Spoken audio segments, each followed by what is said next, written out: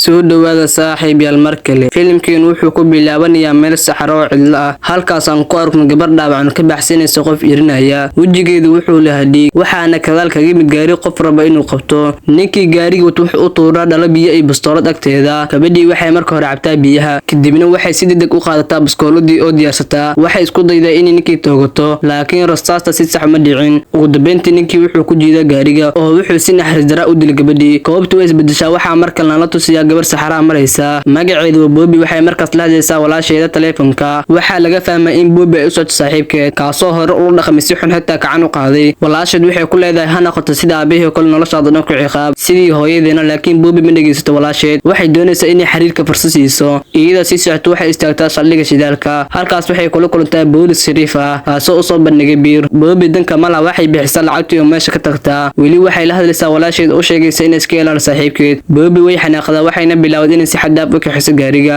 iyadoo aan ogeyn waxa jidka taaganaa gaarigii booliska boolisku wuxuu ku amaray inay istaagto taasina Bobby way sameeysaa waxay aragtaa inuu yahay isninkii hore u arkaysa saldhigga shidaalka wuxuu ka dalabadaa dukumentiyada wuxuuna u sheegayaa in luu keenay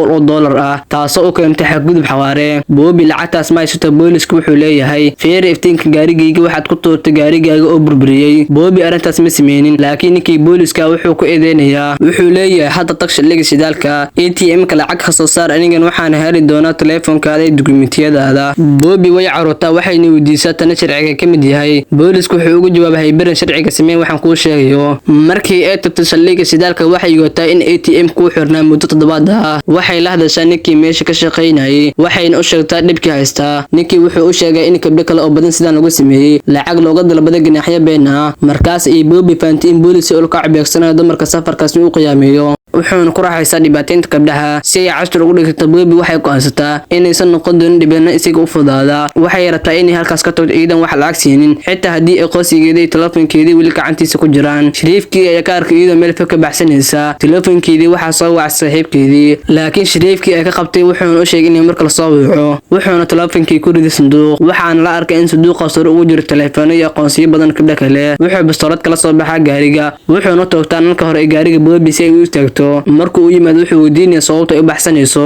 isigoo u sheegay inuu sugayo Bobby waxay ku tiraahdaa fadlan ifaham waxaan u socdaa saaxiibkayga haddii aan gaarin waqtiga balanta uga shikin doonaa shariifku wuxuu ku leeyahay ma sahlan inaan baxdaa waxaana heshay ganaax kale nalka hore ee gaarigaaga way jaban yihiin wuxuu u bilaabaa inuu baaro jirkeeda si aan sax ahayn taasoo aad ugu naxisay Bobby wuxuu ku leeyahay leysinkaaga aniga ahaana ilaa ka bixisa lacagta ganaaxa Bobby si degdeg ay ugu dhaqaaqdaa meesha laakiin markaas ayuu shariifkii ka toogtaa taayirka dambe ee gaarigeeda gaarigii wuu surga ku dhacaya ciidda saxaraha Bobby waxay fahmaysaa in ninkan doonayo inuu dil u geysto iyadoo cabsi qabto waxay bilaabaysaa inay ku carruurto waxay xadaa lacag nin lahaa si ay nolosheeda uga badbaadiso shariifka kadibna way fariisitaa si ay u nasato goobtaas waxaa ugu yimid gabar waitress ah oo u sheegaysa inay fariisin karin iyadoo wax dalban Bobby waxa ay dalbataa koob kafee ah laakiin markaas ay aragtay in shariifka isiguna yimaado meesha iyadoo cabsi ku jirto wax ay u dhaqaaqdaa musqusha waxay raadisay waddo kale ay ku baxsato balse ma helin laakiin waxay gaartay in shariifka gaarigeedii meesha keenay tani waxay siisaa fikrad cusub waxay degdeg uga baxdaa musqusha ay wacdaa 911 caawinad inay tagaan saldhigga shidaalka ee meel fog waxay ogaanaysaa in deegaankaas uu ka shaqeeyo hal shariif kaasoo ah shariifka doonaya inuu dhawaateeyo dhanka kale waxay markaas wacdaa saaxiibkeedii si ay ugu sheegto xaaladda halista ay ku sugan tahay waxay u sheegaysaa in shariifka nolosheeda halis gelinayo laakiin saaxiibkeedii halkuu ka fahmi lahaa wuxuu ka eedeynaya inay been sheegayso ama qiyaameynayso markaas waxay isku daydaa in la xiriirto walaasheeda si ay u sheegto xaaladda halista ay ku jirto laakiin shariifkii ay ka soo muuqda gadaal isigoo u keenay leysinka taleefanka iyo furaha gaariga tani waxay ka yaabisaa Bobby sababtoo ninkii dirbada baacadiisa isbedeshay wax walba waxay u muuqdaan kuwa caadi ah markaas ay u sheegtaa walaasheeda in laga yaabo inay qaldantay wax walba caadi yihiin dhinaca kale ninkii Bobby lacagta ka xaday wuxuu ku eedeynaya waitress-kii lacag xatooye ah maamulaha maqaayadda wuxuu shaqada ka ceerinayay gabadhii iyadoo aan waxba la weydiinin way murugod waxayna bilaawday inay dibadda fariisato markaas ay Bobby dibadda u soo baxday Bobby ay gabadhii la kulanto waxa ay bilaabaan safar iyagoo wada socda intay wada hadlayeen Salim Faraan rasaas ayaa dhacda xabadii waxay ku dhacdaa gabadhii kale madaxeeda taasoo isla markiiba dhimatay dhiigeedii wuxuu ku daatay gaariga Bobby ninkii dilay gabadhaas qof kale ma ahayn wuxuu ahaa isla shariifkii lama garanayo sababta uu dilayo gabdhaha Bobby waxay mid aad ugu naxday dhacdadan degdega ah iyadoo indhaheeda horteeda lagu dilo qof nool neefta ay ku qabatay si ay uga soo celiso waxay gaariga ugu soo degtaa kahor intaysan naasan waxay aragtaa shariifkii soo socda waxay go'aansataa inay baxsato markaas ayay wicitaanka heshaa walaasheeda waxay rabtay inay si degdeg ugu sheegto wax wax dhacay laakiin waxay ogtay nambarka wacay uu yahay shariifkii kaasoo isku bedelay magaca walaasheeda taleefankeeda markii cabsi la qaadatay waxaa soo baxa baabuur weyn oo taraag ka soo horjeeda Bobby waxay si degdeg u joojisay gaariga oo gacan haysa si uu u istaago darawalkii taraag ayaa ka soo degay wuxuuna weydiiyay wax dhacay Bobby waxay u sheegtay in shariifka rabo inuu dilo isla markaas saaxiibteedii hore u dilay darawalkii isigoo fahmay xaaladda culus wuxuu kala soo baxaa baskoolad wuxuuna ku toosiyay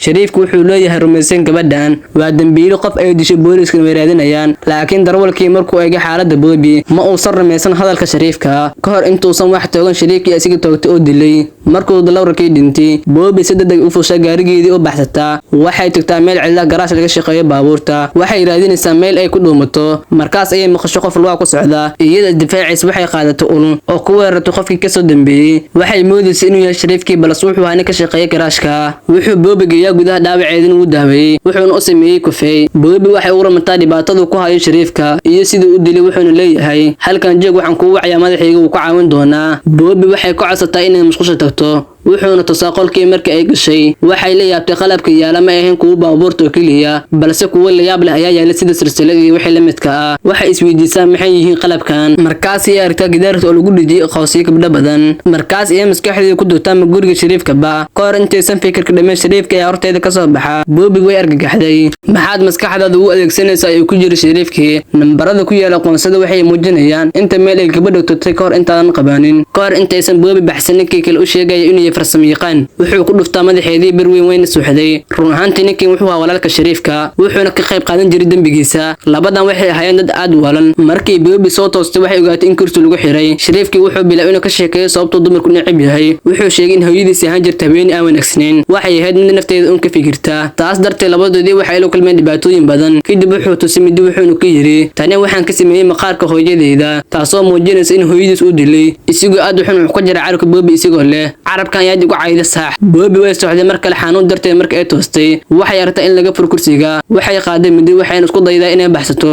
laakiin shariifkii uu ogaa in gabadha isku dayday inay baxsato sidaas darteed wuxuu mar walba diyaarsanaa Bobby waxay u aragtay habeenkii sida gabadha filimka bilowga isku arkeenin shariifku wuxuu ku daba jiraa baabuurkiisa markii Bobby daashay way dhacday shariifku wuxuu u tuuray baskoolad hal xab leh isigoo rajaynaya in isaga toogan doonto laakiin Bobby waxay iska dhigtay in dishay balse dhabaantii hawada ay ku riday xabada markuu u yimid si uu habsado waxay si lama filaan u weertay midida uu lahaa markuu dhaawacmay Bobby waxay fuushay gaarigiisa waxayna ku jiiday halkaas ayuu ku dhintay kadib waxay aaday gurigii halkaas oo ka qaaday qorwe iyo qoonsi gabdho kale si cadeen looga helay markii ay baxday walaalkiis ayaa yimid si u dilo laakiin iyada ayaa isaga dishay Bobby waxay noqotay kabadii dhimasay dambigii ciyaarta xumeed waxay soo carootay wuxuuna ka maqnaa dhamaan dhibka wayna tuurtay taleefankii ugu dambeyntii waxaa la arkay in Bobby carabkeedii la jaray ku kaydsanaa sanduuq barfaasi marka looga xiro halkaas ay sheekadeena ku dhamaatay